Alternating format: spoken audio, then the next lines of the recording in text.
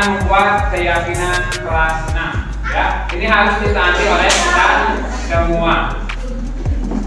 Apa peraturan yang harus kalian laksanakan di kelas ini? Tidak boleh ribut. Tidak boleh ribut. Lanjut. Kita apa di aci? Apa? Jangan buang sampah Di bangku.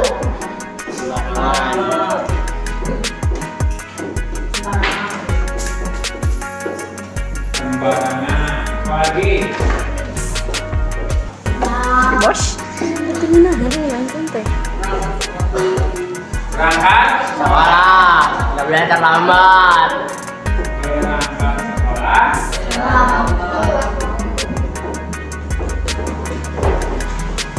Tidak terlambat. Apalagi Belajar keras. harus menaati peraturan sekolah. Apalagi Jangan PR.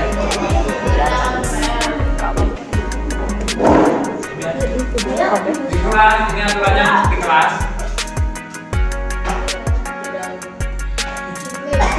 Disiplin. Tidak bermusuhan. Apalagi tidak Bermusuhan. tidak ngobrol, bisa tidak ngobrol.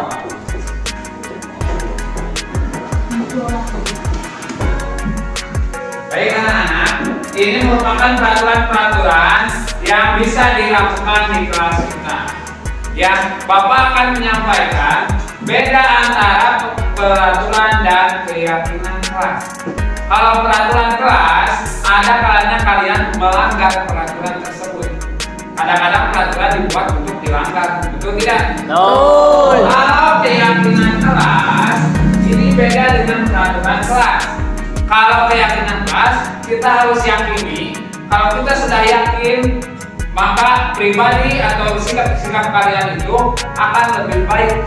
Sikap kalian itu akan bertanggung jawab terhadap keyakinan kelas yang kita buat atau kita sepakati. Ini kalimatnya masih kalimat negatif.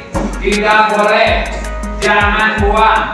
Kita ubah dalam suatu keyakinan kelas itu menggunakan bahasa yang positif. Ya, sesuai dengan kebajikan kita. Kebajikan universal. Tidak boleh ribut, berarti belajar harus belajar dengan tertib. Jangan membuang sampah sembarangan atau selalu menjaga kebersihan kelas.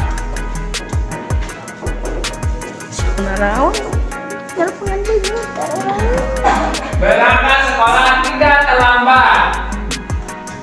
Berarti keyakinannya yang positifnya tepat waktu atau menghargai waktu.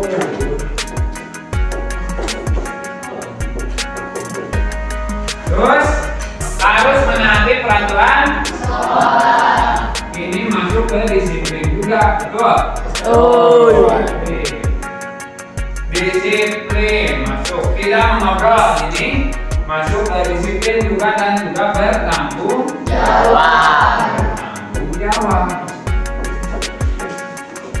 Apalagi keyakinan kelas kita berpakaian rapi. Ini tadi bisa peraturannya tidak harus berpakaian rapi.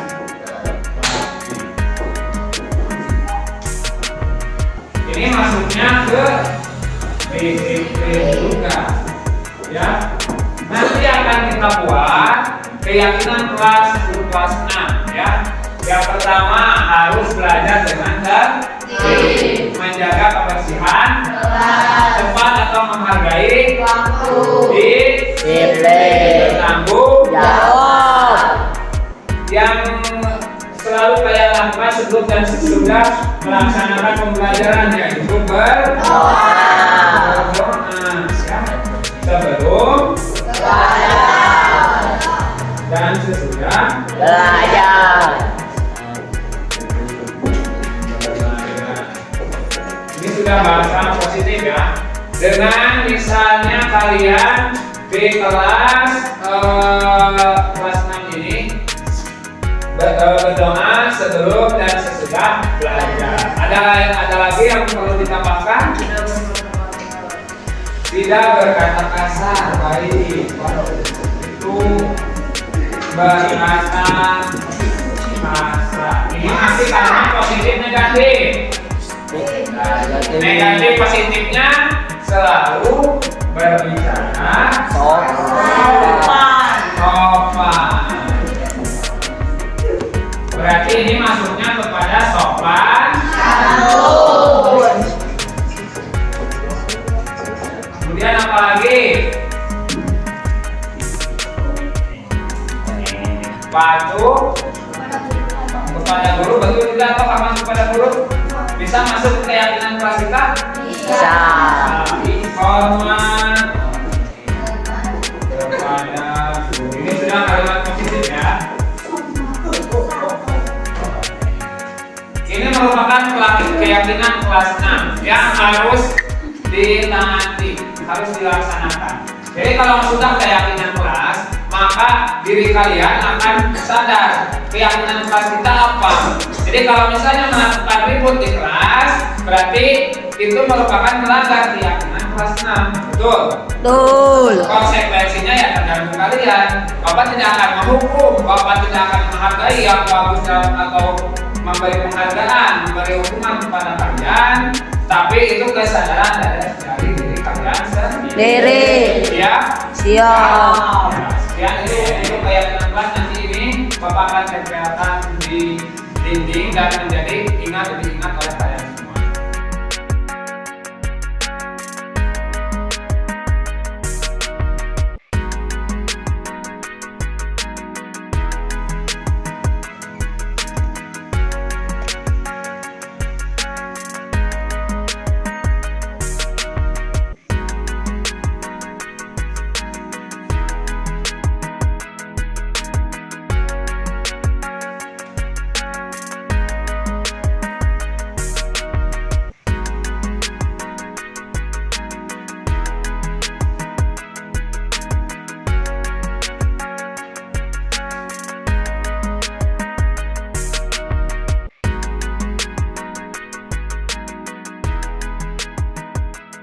Bismillahirrahmanirrahim. Assalamualaikum warahmatullahi wabarakatuh.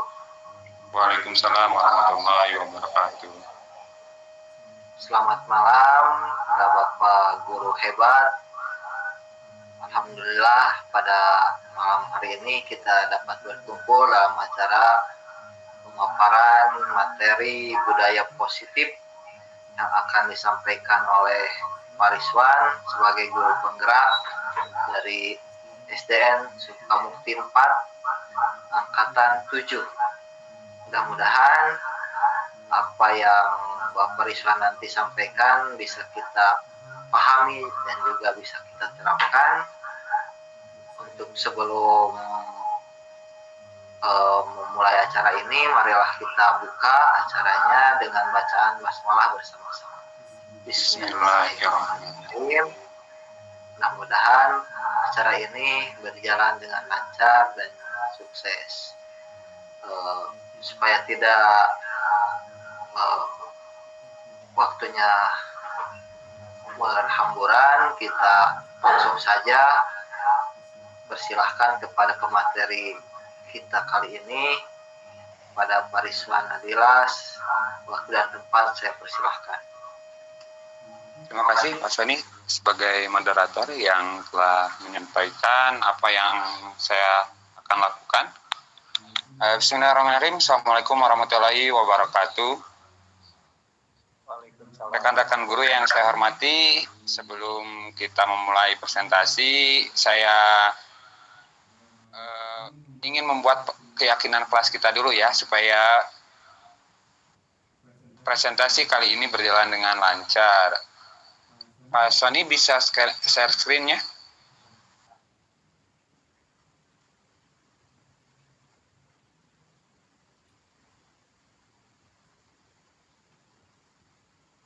Mungkin sebelum di share screen ada yang mau menambahkan atau membuat keyakinan kelas kita. Misalnya dalam waktu presentasi tidak ada yang ribut, atau dalam waktu presentasi tidak ada yang berbicara, mengangkat tangan untuk apa, dan lain sebagainya.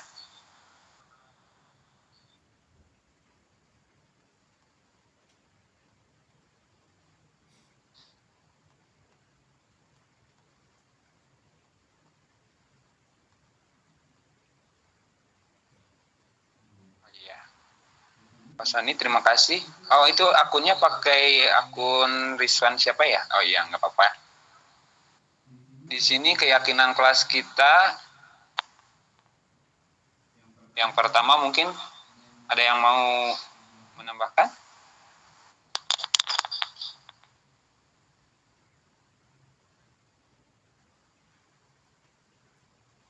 Mungkin tadi ya, untuk keyakinan kelas kita tidak boleh ribut atau tidak boleh berbicara ketika presenter atau yang melakukan presentasi.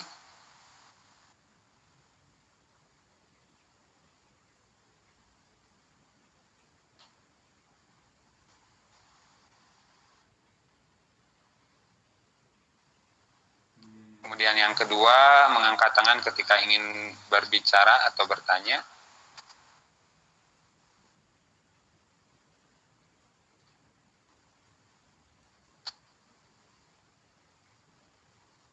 Yang ketiga, mungkin jika tidak terkendala sinyal, selalu menghidupkan atau kamera on ya. Tidak terkendala sinyal, kamera selalu on, seperti itu. Bagaimana Bapak-bapak yang lain? Apakah keyakinan kelas kita disetujui? Siap, setuju.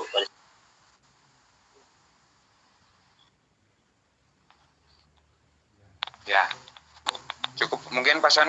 Terima kasih. Kita langsung saja ke materi ya, supaya lebih efektif waktunya. Kita langsung masuk ke materi yang akan saya sampaikan. Di sini yang akan saya sampaikan yaitu tentang diseminasi pemahaman atau pengalaman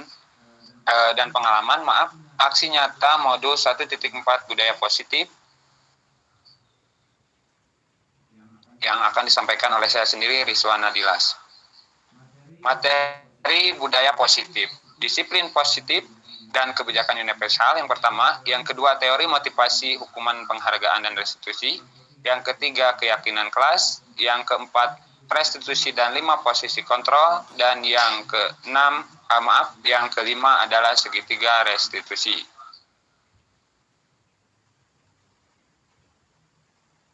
Disiplin positif dan kebijakan universal. Di sini disiplin positif dan kebajikan universal. Dalam budaya kita, makna kata disiplin dimaknai menjadi sesuatu yang dilakukan seseorang pada orang lain untuk mendapatkan kepatuhan. Jadi kita cenderung menghubungkan kata disiplin dengan ketidaknyamanan. Sebagai pendidik, tujuan kita adalah menciptakan anak-anak yang memiliki disiplin diri, sehingga mereka bisa berperilaku dengan mengacu pada nilai-nilai kebajikan universal dan memiliki motivasi intrinsik bukan ekstrinsik. Jadi dalam keadaan atau kondisi sekarang ya yang dinamakan disiplin, kalau kata siswa itu disiplin itu cenderung tidak nyaman dengan disiplin. Padahal disiplin di sini ada disiplin untuk menciptakan anak-anak memiliki disiplin diri. Jadi mereka bisa berperilaku dengan mengacu pada nilai-nilai kebajikan universal dan memiliki motivasi intrinsik dalam diri mereka sendiri, bukan ekstrinsik atau dari luar mereka. Nilai-nilai kebajikan universal ini Yang pertama dihubungkan dengan kurikulum sekarang, yaitu profil pelajar Pancasila ya. Kemudian ada IPO Primary Years Program atau tentang toleransi, rasa hormat, integritas. Kemudian ada 9 karakter Indonesia Heritage Foundation. Kemudian petunjuk seumur hidup dan keterampilan hidup. Kemudian 7 nilai kebajikan dan proyek-proyek nilai kebajikan. Ini nilai kebajikan yang universalnya.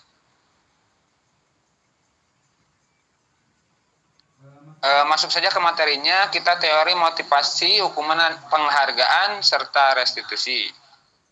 Di sini menurut Diana Gosen yang dalam bukunya Restitution School Discipline menyatakan ada 3 motivasi perilaku manusia. Yang pertama yaitu untuk menghindari ketidaknyamanan atau hukuman. Yang kedua untuk mendapatkan imbalan atau penghargaan dari orang lain. Yang ketiga untuk menjadi orang yang mereka inginkan dan menghargai diri sendiri dengan nilai-nilai yang, maaf, pasan itu ada, ini sembunyikan dulu mungkin.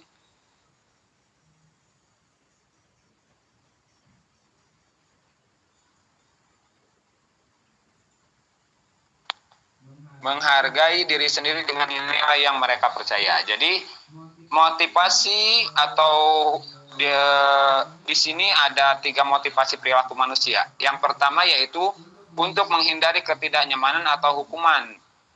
Jadi untuk memotivasi diri siswa atau diri murid kita, yang pertama itu kita harus dapat menghindari ketidaknyamanan atau menghindari hukuman. Karena dengan hukuman anak-anak bukannya menjadi merubah dirinya lebih baik, tapi merasa dirinya takut dengan guru. Kemudian dia merasa bahwa apa yang dia lakukan menjadi membuat dirinya bersalah gitu ya.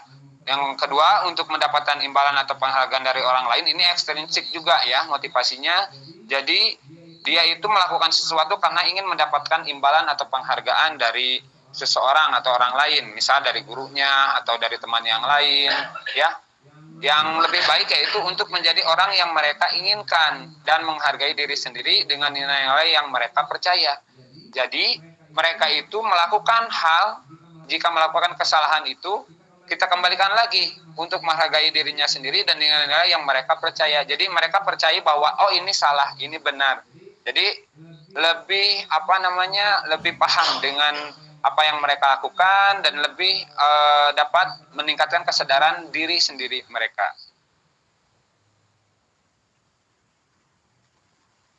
Di sini ada hukuman dan penghargaan. Tadi sudah dibahas pintas tentang hukuman dan penghargaan. Penghargaan maupun hukuman adalah cara-cara yang mengontrol perilaku seseorang yang menghancurkan potensi untuk pembelajaran yang sesungguhnya.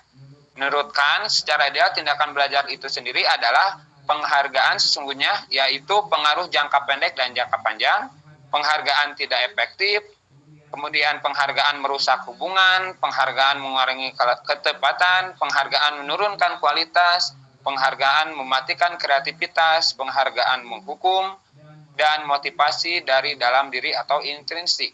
Jadi maksudnya di sini dengan adanya hukuman ya dapat berpengaruh hanya jangka pendek saja. Anak tersebut akan dia berhenti melakukan tersebut karena diberi hukuman dari gurunya. Setelah dia tidak diberi hukuman, maka dia akan melakukan hal tersebut lagi ke depannya. Kemudian penghargaan itu tidak efektif. Dengan penghargaan, jika anak tidak dihargai, kemarin juga kalau saya tidak melakukan sesuatu yang positif, dia tidak untuk kedepannya nanti nunggu gurunya ngasih nilai atau nunggunya ngasih penghargaan dan lain sebagainya. Kemudian bakal merusak hubungan antara guru dengan siswa yang lain yang tidak bisa mengerjakan, itu bakal merusak hubungan.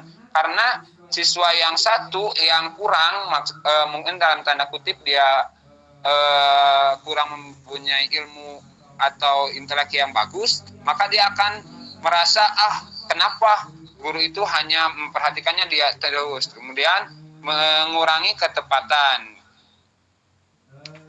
Jadi dengan adanya penghargaan bakal mengurangi ketepatan kita dalam menyampaikan sesuatu, kemudian menurunkan kualitas dari siswanya. Jadi siswa itu hanya ingin mengerjakan atau akan melakukan pekerjaan tersebut atau kegiatan tersebut, yaitu karena ada iming-iming penghargaan. Kemudian akan mematikan kreativitas dari siswa itu tersebut ya. Dengan adanya penghargaan, dia tidak bisa kreatif dalam menciptakan sesuatu. Dengan kemudian penghargaan akan menghukum diri mereka sendiri. Yang bagus adalah motivasi diri dalam diri, motivasi dari dalam dirinya sendiri. Jadi kalau punya motivasi dalam dirinya, punya kemauan dari dirinya, maka yang tadi kualitasnya akan bertambah, kreativitasnya akan bertambah, hubungan dengan sesama temannya dan dengan gurunya akan juga baik, dan akan pembelajaran akan berjalan dengan lancar seperti itu. Selanjutnya, di sini yang akan kita baca itu tentang restitusi ya, yaitu sebuah pendekatan untuk menciptakan disiplin positif. Apa yang dinamakan dengan restitusi? Restitusi adalah proses menciptakan kondisi bagi murid untuk memperbaiki kesalahan mereka, sehingga mereka bisa kembali pada kelompok mereka dengan karakter yang lebih kuat, menurut Gosen tahun 2004. Restitusi juga adalah proses kolaboratif yang mengajarkan murid untuk mencari solusi untuk masalah dan membantu murid berpikir tentang orang seperti apa yang mereka inginkan dan bagaimana mereka harus memperlakukan orang lain. Itu menurut Sam Gosen tahun 1996. Kemudian restitusi membantu murid menjadi lebih memiliki tujuan, disiplin positif, dan memulihkan dirinya setelah berbuat salah. Penekanannya bukannya pada bagaimana berperilaku untuk menyenangkan orang lain atau menghindari ketidaknyamanan, namun tujuannya adalah menjadi orang yang menghargai nilai-nilai kebajikan yang mereka percayai. Jadi restitusi di sini ya, menurut Gosen tadi, bahwa murid itu memperbaiki kesalahan mereka sehingga mereka bisa kembali kepada kelompok mereka itu dengan karakter yang lebih kuat. Jadi bukannya untuk membuat karakter mereka menjadi berubah, tapi lebih kuat ya. Di sini karakter mereka lebih kuat, dia lebih kondisi atau apa namanya, bukan kebaikan-kebaikan atau perbuatan-perbuatan yang lebih baik. Kemudian restitusi juga proses kolaboratif. Jadi kolaboratif itu proses kalau dalam ini simbiosis mutualisme.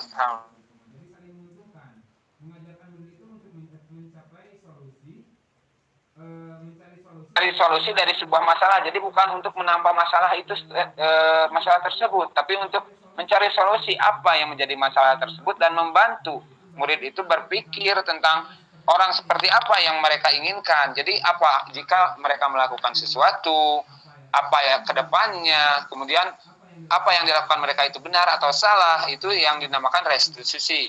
Dan juga restitusi itu membantu murid itu menjadi lebih memiliki tujuan. Jadi tujuan mereka ke depan itu seperti apa? Dia sekolah itu atau dia melaksanakan pembelajaran itu tujuannya untuk apa? Ke depannya seperti apa? Kemudian dia lebih disiplin yang positif ya. Disiplin positif dalam pembelajaran, kemudian memulihkan dirinya setelah berbuat salah. Jadi ketika anak berbuat salah, dia itu akan sadar. Ketika dia sadar, maka dia itu akan merubah dirinya sendiri, bukan untuk menyenangkan orang lain, bukan hanya untuk menghindari dari ketidaknyamanan atau hukuman, dan tujuannya bukan untuk mendapatkan penghargaan, jadi untuk menghargai dirinya atas nilai-nilai kebajikan yang mereka percayai. Selanjutnya, Pasan.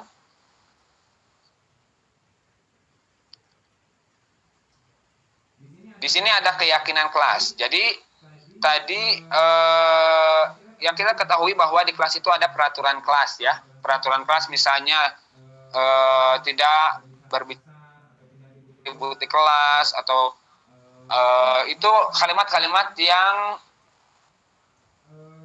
negatif ya.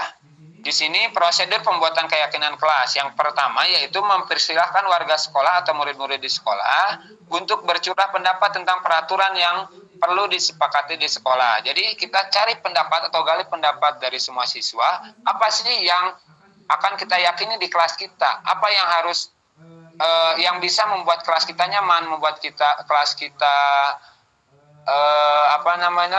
menjadi pembelajaran menjadi terlaksana, pembelajaran menjadi nyaman, itu apa yang kita yakini, dan kita meminta siswa untuk menyebutkan atau warga sekolah dan murid-murid di sekolah untuk menyampaikan pendapatnya. Yang kedua, mencatat semua masukan dari murid tersebut di papan tulis atau kertas besar. Kemudian semua anggota atau warga kelas sekolah bisa melihat hasil curah pendapat tersebut. Jadi kita tuliskan dulu ya pendapat dari siswa tersebut.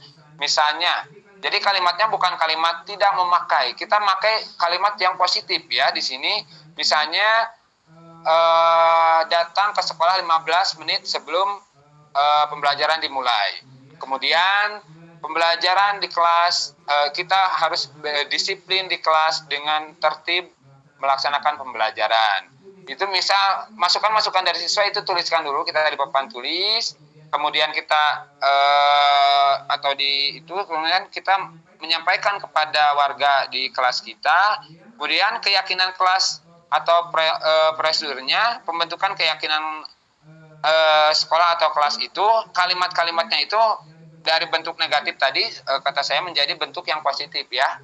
Jadi bentuk yang positif, misal tidak ribut di kelas, kita gunakan dengan tertib di kelas gitu. Jadi kalimatnya kalimat positif sehingga mudah diingat dan menjadi anak itu tidak merasa bahwa itu merupakan hukuman, tapi salah satu keyakinan dari dirinya sendiri. Kemudian tinjau kembali daftar curah pendapat tersebut. Kemudian semua warga kelas itu dipersilakan meninjau ulang, kemudian menyetujui dan menandatangani keyakinan kelas tersebut, termasuk guru dan semua murid yang ada di kelasnya. Jadi setelah kita, keyakinan kelasnya itu setelah kita yakini dengan keyakinan tersebut, keyakinan kelas tersebut, kita setujui, tanda tangani oleh semuanya. Dan keyakinan kelas tersebut selanjutnya bisa diletakkan di dinding kelas atau tembok yang mudah dilihat semua warga kelas. Jadi mudah diingat juga oleh siswa-siswa. Jika siswa melakukan sesuatu, melakukan kesalahan, dia ingat keyakinan kelasnya seperti apa, seperti itu. Mungkin itu cara membuat keyakinan kelas ya, untuk bapak-bapak bisa dilaksanakan di kelasnya masing-masing. Selanjutnya Pak Son. Restitusi. Di sini restitusi adalah proses kolaboratif yang mengajarkan murid untuk mencari solusi dari masalah, dan membantu murid berpikir tentang orang seperti apa yang mereka inginkan dan bagaimana mereka harus memperlakukan orang lain. Tadi sudah disampaikan pada tahap sebelumnya. Jadi bukan menebus kesalahan, tapi belajar dari kesalahan. Dia itu melakukan kesalahan bukan untuk menebus apa kesalahannya, tapi dia itu belajar dari kesalahannya. Jika kita melakukan sesuatu kesalahan, kita belajar dari kesalahan tersebut untuk memperbaiki hubungan yang selanjutnya. Jadi restitusi itu memperbaiki hubungan. Restitusi adalah tawaran bukan paksaan. Jadi restitusi itu jadi untuk seorang guru kepada siswanya dengan cara proses restitusi, kita menawarkan kepada siswa itu bukan memaksa, kamu itu harus seperti ini, kamu ini seperti itu, tapi kita tawarkan, jika kamu melakukan kesalahan seperti itu, apa yang akan kamu lakukan untuk belajar dari kesalahan tersebut. Kemudian menuntun untuk melihat ke dalam dirinya. Jadi dilihat pada diri, melihat dirinya, yang dilakukan saya ini salah, yang dilakukan saya ini mengganggu atau merugikan orang lain. Ya, jadi itu menuntun untuk melihat ke dalam dirinya. Kemudian restitusi itu mencari kebutuhan dasar yang mendasari tindakannya. Jadi mencari kebutuhan dasar yang dimiliki oleh anak tersebut. Apa yang menjadi dasar kenapa anak tersebut melakukan tindakan tersebut. Kemudian cara yang paling baik, Pak, untuk membuat atau meminimalisir kesalahan yang dilakukan oleh anak. Fokus pada karakter bukan tindakan. Jadi bukannya tindakannya yang harus dirubah, tapi karakternya dari sifat dirinya yang harus dirubah. Kemudian menguatkan diri pribadi anak tersebut menjadi lebih baik, menjadi siswa atau murid yang lebih baik, tidak melakukan kesalahannya lagi, dan melakukan perbaikan dari kesalahannya. Kemudian fokus pada solusi, ya. Jadi solusi dari kesalahan, dia melakukan kesalahan, apa solusinya? Kemudian mengembalikan muridnya, mengembalikan menstabilkan dari apa murid tersebut itu, sebagai murid itu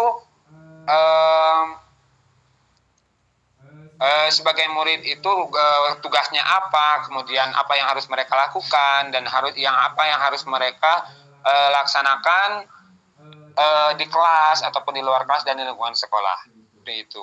Selanjutnya Pak San. Ini kebutuhan dasar manusia ya. Kebutuhan dasar manusia itu ada 5 kebutuhan dasar manusia. Yang pertama yaitu kesenangan.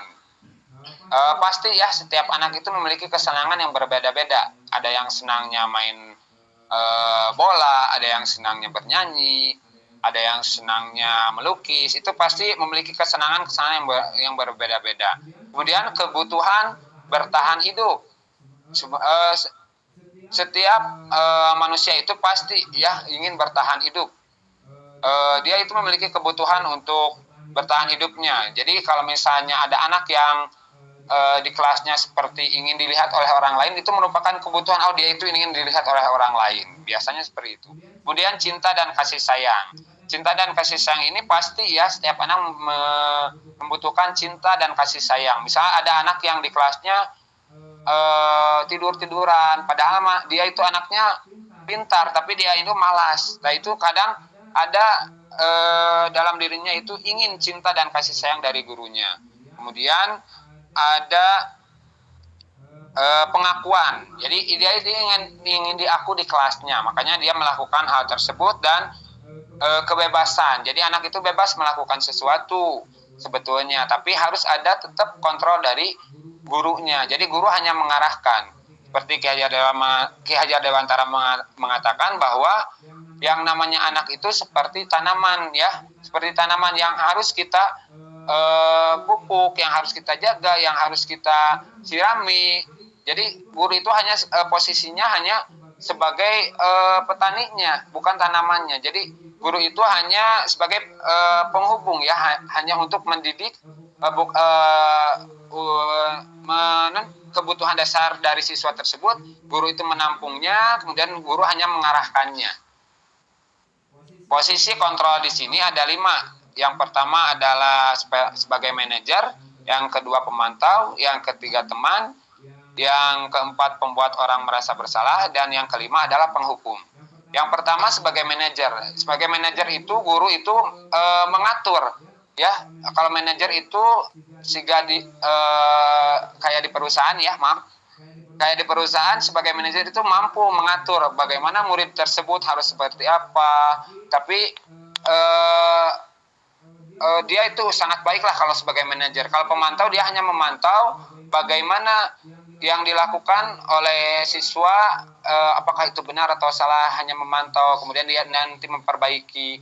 Kemudian kalau sebagai teman, guru itu memposisikan dirinya sebagai teman dari siswa tersebut dengan mengajak ngobrol, dengan berbincang, dengan dia memposisikan dirinya sebagai temannya. Jadi siswa tersebut merasa, oh guru eta teh dekat dengan kita gitu. Kalau membuat orang merasa bersalah itu biasanya langsung, kamu gitu. Jadi di depan orang lain biasanya kalau membuat orang merasa bersalah dan penghukum itu yang tidak atau yang harus dihindarkan oleh kita ya. Harus dihindarkan oleh kita. Jadi kita bukannya ingin membuat orang lain bersalah atau ingin menghukum siswa tersebut, tapi kita itu ingin merubah karakter atau kepribadian dari siswa tersebut supaya menjadi lebih baik. Lanjut Pak San. Di sini ada tahapan segitiga restitusi. Yang pertama adalah validitas tindakan yang salah, kemudian menstabilkan identitas, dan yang terakhir adalah menanyakan keyakinan. Yang pertama yaitu validasi tindakan yang salah. Contohnya seperti anak melakukan kesalahan, kita itu harus tahu dulu mengapa mereka melakukan kesalahan. Terus kita menanyakan kenapa kamu melakukan seperti itu. Kemudian Apa alasannya? Menstabilkan identitas, kita kembalikan lagi. Jika kamu melakukan itu, misalnya, apa akibat dari yang kamu lakukan? Kemudian meyakinkan keyakinan, kan kita sudah mempunyai keyakinan kelas bahwa, atau keyakinan sekolah kita bahwa kita melakukan sesuatu itu jika kita akan berdampak seperti apa. Itu merupakan tahapan dari segitiga restitusi, seperti itu. Mungkin itu yang dapat saya sampaikan. Mohon maaf apabila banyak sekali kesalahan. Ini merupakan bukannya menggurui ya saya, tapi sharing saja, sharing pendapat. Jika ada kesalahan saya mohon maaf. Mungkin Pasan ada yang mau bertanya? Bisa mungkin 1 orang 2 orang.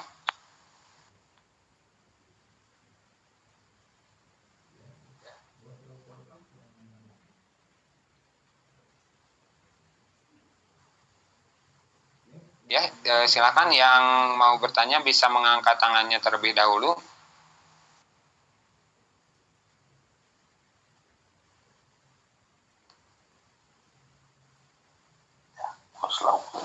Menambah.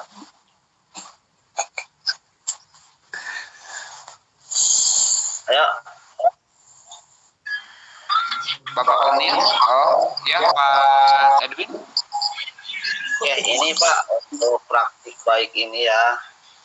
Tadi kan dijelaskan berapa solusinya segala macam. Kira-kira Pak yang menjadi kendala ketika untuk merealisasikannya apa ya kira-kira yang akan muncul? Karena kan dari segi potensi anak, dari segi anak kan dari dulu sampai sekarang udah habitnya udah yang lama. Sekarang dipaksakan secara serentak dengan waktu yang sesingkat mungkin untuk menjadi pelajar Pancasila ya sekarang kayak Dewantara. Ya. Kira-kira apa kira-kira yang akan menjadi kendala buat anak kita? Ya, pasti ini merupakan sesuatu yang baru ya untuk anak, menjadi kendala juga untuk anaknya, termasuk gurunya sendiri Pak. Jadi saya menyampaikan ini, saya masih belum bisa ya, sebetulnya masih belum bisa menjadi seorang manajer ataupun menjadi seorang pemantau sehingga anak-anak berubah menjadi lebih baik. Mungkin dalam tahapannya saya masih menempatkan saya sebagai temannya ya, sebagai temannya. Kendalanya banyak sekali ya Pak. Yang pertama pasti dari pihak sekolah ya, dari pihak sekolah pasti ada yang mendukung, ada yang tidak, kemudian dari teman-teman teman sejawat pasti ada yang mendukung, ada yang tidak, kemudian anak juga pasti ya merasa shock lah dengan adanya profil pelajar Pancasila atau kurikulum yang ada sekarang dengan untuk merubah karakter siswa dan lain sebagainya ya. Dengan di sini mungkin yang saya alami khususnya saya kan di SD Pak. Jadi saya mencoba saja untuk memahami, untuk merubah karakter anak tersebut karena sifatnya manusia itu bisa berubah ya Pak. Jadi saya itu untuk meningkatkan meminimalisir kesalahan-kesalahan dari anak itu, tidak melaksanakan hukuman, tidak melaksanakan sesuatu yang menyakitkan atau tidak nyaman anak tersebut. Jadi saya di sini ingin meningkatkan kesadaran pada anaknya tersebut. Jadi kalau misalnya anak tersebut melakukan kesalahan, dia itu sadar. Mungkin kalau misalnya dihubungkan dengan profil pelajaran Pancasila yang kita harus bisa bergotong royong, kita harus menjadi iman dan takwa, masih jauh Pak. Tapi yang terpenting fokusnya, kalau misalnya anak sudah sadar bahwa dirinya itu sadar akan dirinya sendiri, maka dia akan bisa merubah perilakunya. Mudah-mudahan nanti ke depannya bisa dengan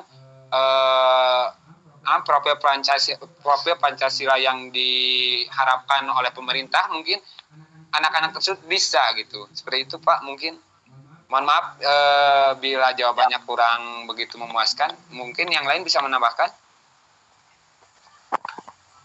Kayaknya itu Pak Rizwan Adilas lagi angkat tangan tuh, Pak Rizwan Adilas. Oh Pak Sony, kayaknya Pak Sony itu angkat tangan. Iya Pak Sony, silakan Pak Sony.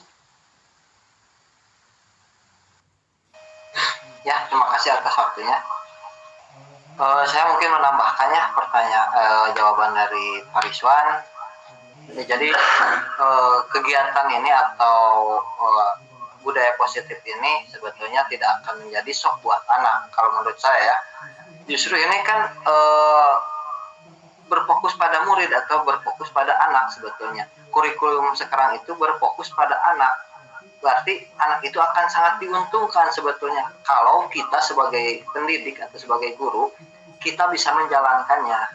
Karena kurikulum ini saya tanggapi gitu ketika saya mencoba melakukan di kelas atau di sekolah saya, mencoba di satu kelas, contohnya kelas 12 kemarin, ketika mengadakan kesepakatan kelas atau keyakinan kelas, mereka itu menyadari kesalahannya. Contohnya saya tidak boleh masuk ke kelas setelah bel berbunyi gitu ya.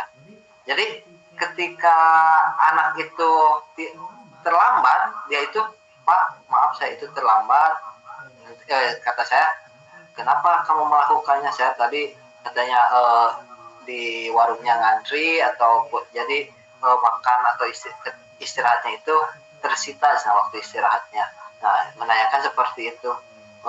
Terus apa yang akan kamu lakukan? Insya Allah, jadi untuk kedepannya saya akan lebih jajannya atau untuk istirahatnya yang simpel gitu. Terus yaitu Pak, jadi menyadari Pak saya kesalahannya apa. Jadi kita sebagai guru jangan menghukum mereka, tapi mereka menyadari bahwa itu salah gitu. Alhamdulillah dengan cara seperti itu ada efeknya gitu ya, ada tambahannya kalau menurut saya. Jadi justru untuk kurikulum ini bagaimana kita menyampaikan kepada rekan kita atau rekan sejawat kita, teman kita atau guru-guru yang lainnya, supaya kita itu tidak menghukum kepada anak, tidak selalu menghukum, tidak selalu menyalahkan, karena setiap anak itu pasti berbeda karakternya, berbeda keinginannya. Kadang-kadang kita sebagai guru, cara penyampaian atau cara mendidik kita ke semua anak itu harus disamakan, padahal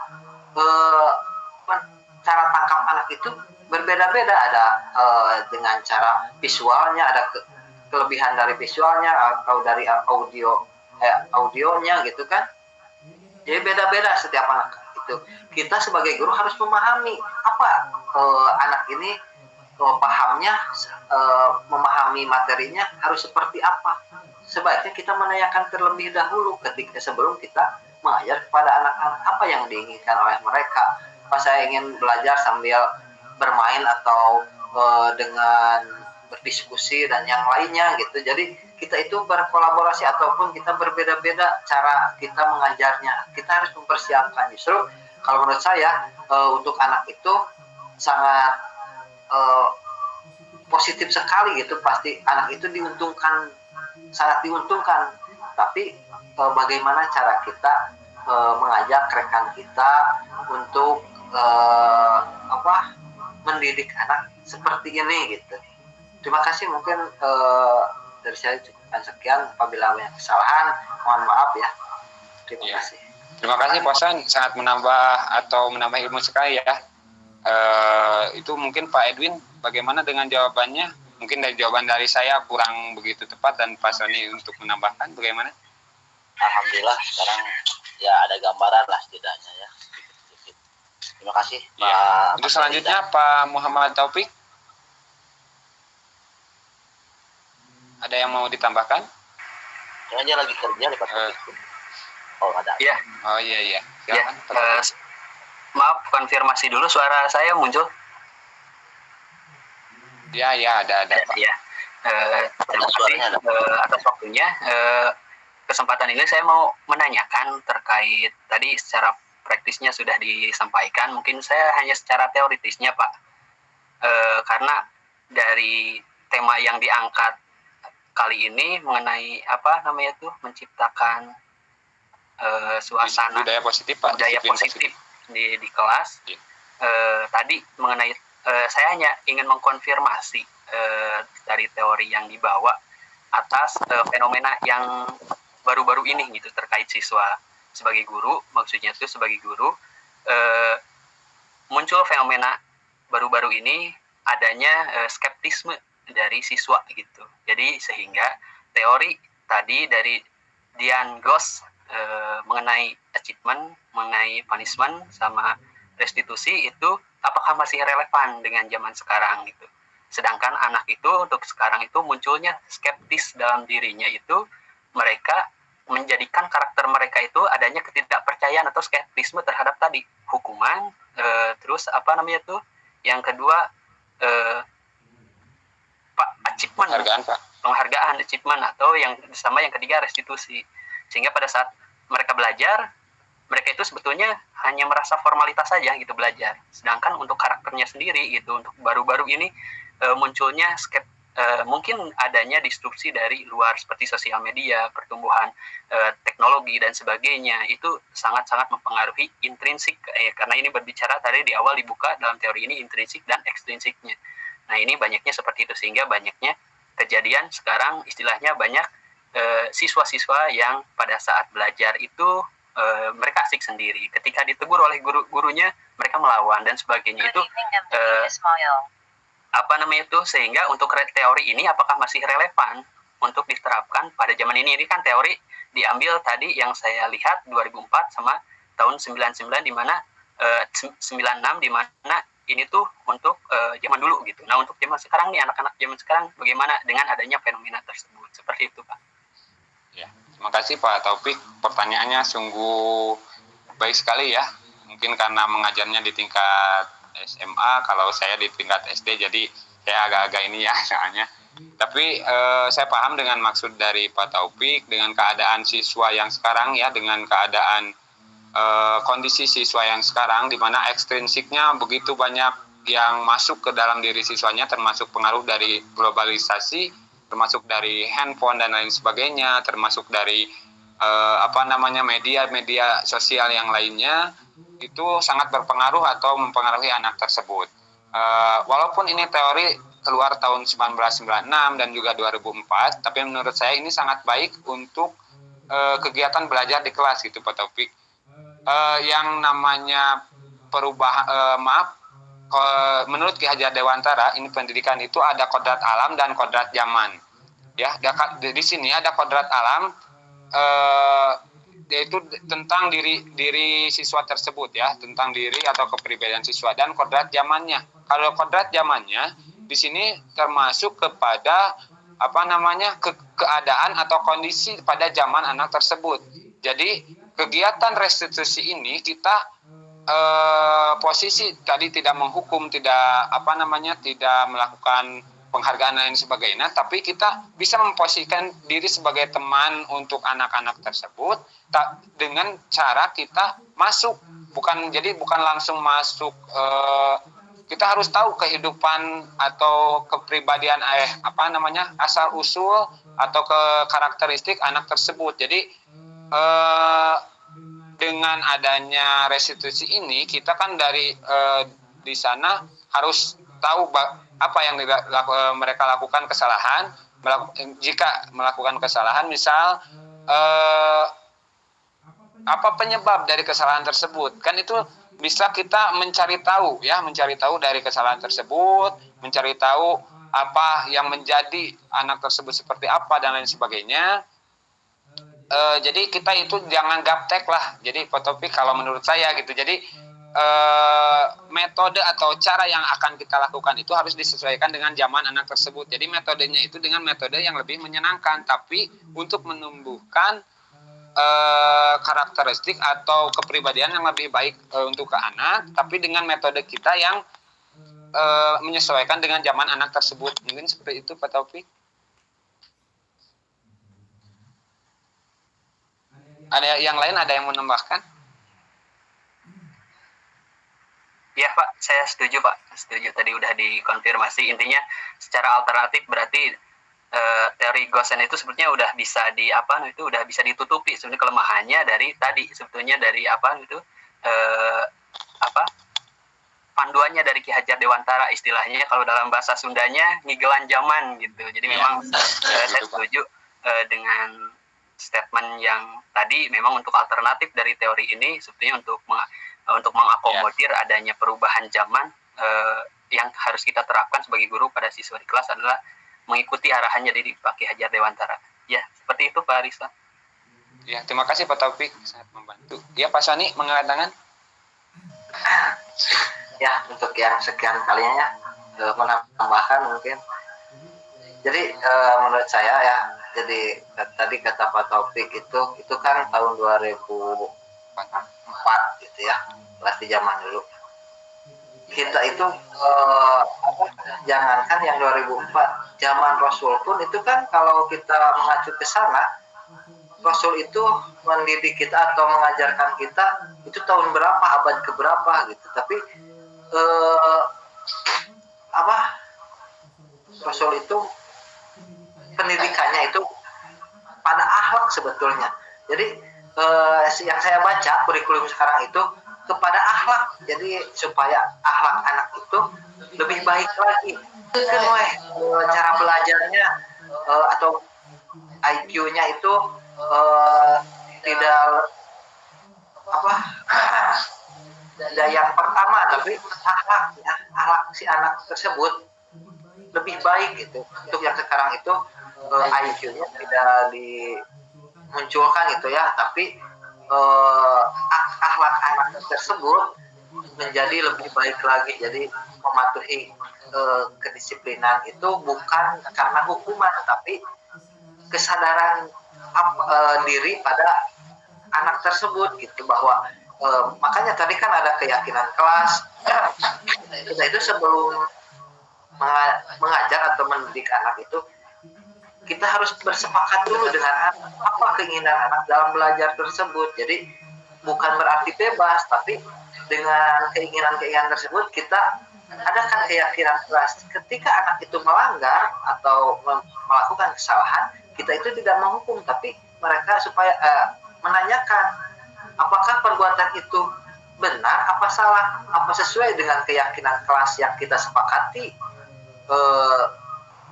dahulu gitu kan, atau hari yang ke belakang, beberapa hari ke belakang. Nah seperti itu gitu Pak Taufik, kalau menurut saya ya, kalau mengacu kepada pertanyaan Pak Taufik.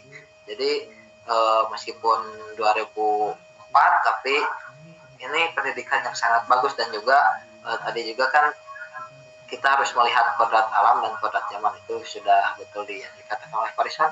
Mungkin itu tambahan dari saya sedikit. Terima kasih. Assalamualaikum warahmatullahi wabarakatuh. Waalaikumsalam warahmatullahi wabarakatuh. Terima kasih Pak Sani, sangat menambah sekali wawasan kepada kita semua. Mungkin ya Pak Taufik, bagaimana atas jawabannya atau tambahannya? Sudah cukup? Sudah cukup Pak. Ya. Mungkin 2 pertanyaan saja ya untuk presentasi saya atau penyampaian materi saya. Mohon maaf sekali ya bila banyak sekali kesalahan, tapi mudah-mudahan dengan adanya presentasi yang tadi saya lakukan, kita bukan untuk menggurui dari tadi ya dari saya, tapi untuk menciptakan suasana belajar yang nyaman, menciptakan siswa yang menjadi harapan kita semua ya, menjadi harapan bagi guru-guru semua, bagi agama, bangsa dan negara, menjadi siswa yang berguna bagi agama, bangsa dan negara. Mungkin dari saya ditutupan sekian, mohon maaf apabila banyak sekali kesalahan. Ditutup dengan doa Rabbana atina fid dunya hasanah wa qina adzabannar. Assalamualaikum warahmatullahi wabarakatuh. Waalaikumsalam. Kembalikan lagi ke Pak Sani. Ya, terima kasih kepada Pak Ariswan yang telah memaparkan materinya. Mudah-mudahan apa yang disampaikan oleh Pak Ariswan bisa kita lakukan sedikit demi sedikit demi kemajuan bangsa kita. Ya, jadi intinya kita berfokus pada anak, berfokus pada murid. Apa yang potensi yang ada pada diri murid kita jaga, kita kembangkan gitu ya, intinya seperti itu. Terima kasih atas perhatiannya. Mohon maaf mengganggu aktivitas Bapak guru sekalian. Terima kasih atas waktunya. Mudah-mudahan apa yang dilakukan oleh Bapak guru semuanya kebaikannya dibalas oleh Allah Subhanahu wa taala. Amin ya Allah ya rabbal alamin. Sekian acara ini. marilah kita tutup dengan bacaan hamdalah bersama-sama. Alhamdulillah. Alhamdulillah. Akhirul kalam. Assalamualaikum warahmatullahi wabarakatuh. Waalaikumsalam. Waalaikumsalam warahmatullahi wabarakatuh.